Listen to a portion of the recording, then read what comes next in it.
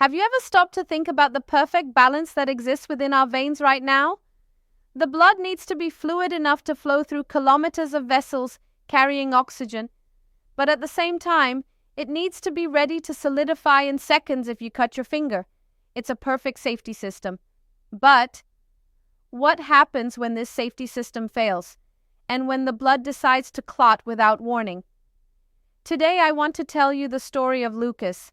Lucas is 35 years old. He doesn't smoke, practices sports, and has no chronic illnesses. However, Lucas came into my office with a diagnosis that kills thousands of people every year. A diagnosis that started with a small pain in his chest, which he thought was just a bad posture. His story involves a simple shoulder surgery and something that many people here fear, or at least are curious about: air travel. Was the airplane the villain? Was it the surgery? Or was Lucas hiding a genetic time bomb in his DNA? Stay with me.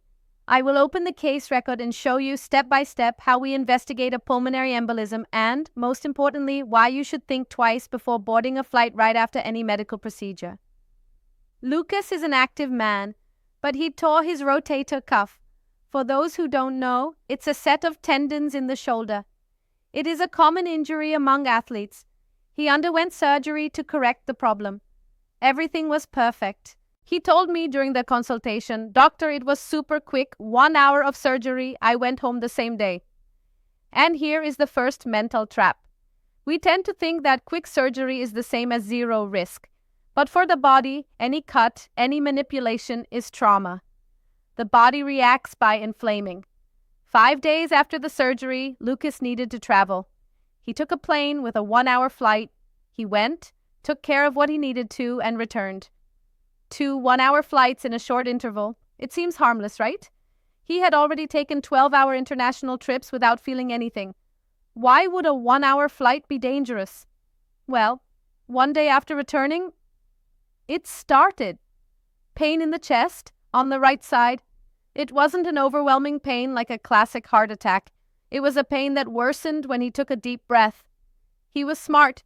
He didn't ignore the signal. He looked for the hospital. There, they performed a contrast CT scan to see the lung vessels. The result? Acute PE, pulmonary thromboembolism. There were filling defects, that is, clots, blocking the arteries that carry blood to the lower part of his lung. And more, the report showed small consolidative opacities. This is what we call pulmonary infarction. A part of his lung suffered so much from lack of blood that the tissue died, at 35 years old, without warning. When Lucas sat in front of me for the first time, he was already medicated. He had been hospitalized, used enoxaparin injections, and was now taking rivaroxaban. He was fine, stable, but he was scared. His question was the same as yours would be. "Doctor, why?"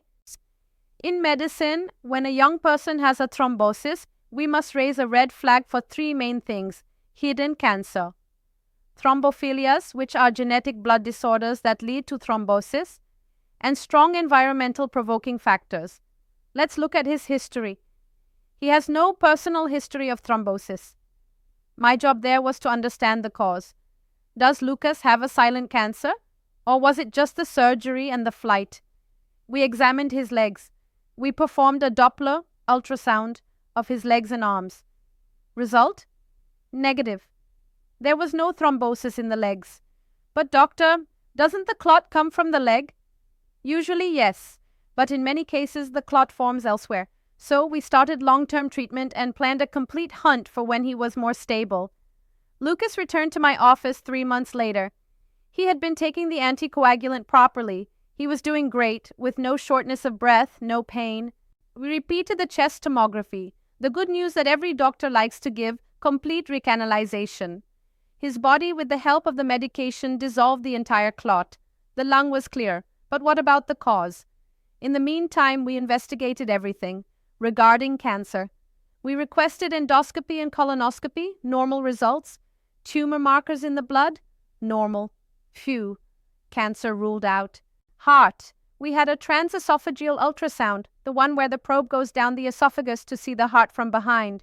We wanted to see if he had a little hole in the heart that could let clots pass. Normal result. Regarding the genetic part, we looked for thrombophilia.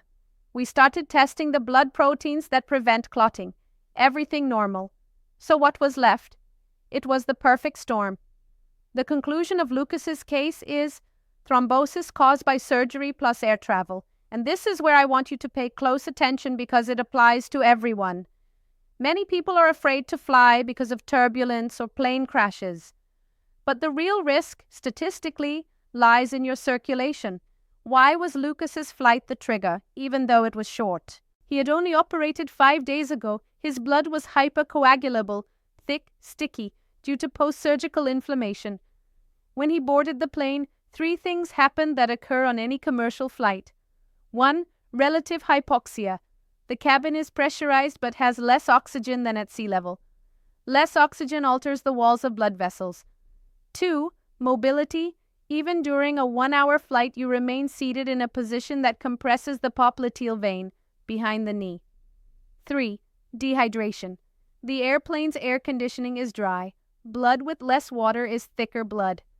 Lucas summed up, surgical inflamed blood plus vein compression in the seat plus flight environment. It was the missing spark to form the thrombus. What we learned from Lucas: if you've had surgery, even a small one, talk to your doctor about travel. Sometimes waiting 2 or 3 weeks to travel makes all the difference. If you need to travel, wear compression stockings. Hydrate yourself a lot. Lucas was lucky. His pulmonary embolism was at the tips of the lung. If it had been a larger clot in a central artery, he could have had a sudden death inside that plane or at the airport. Today, the plan for Lucas is simple.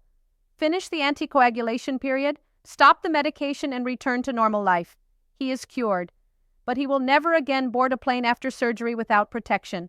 And I hope that after this story you won't either. If you like this format of Explain Clinical Case, leave your comment. Share this video with that friend who travels a lot or who will undergo surgery soon. Information saves lives. See you next time.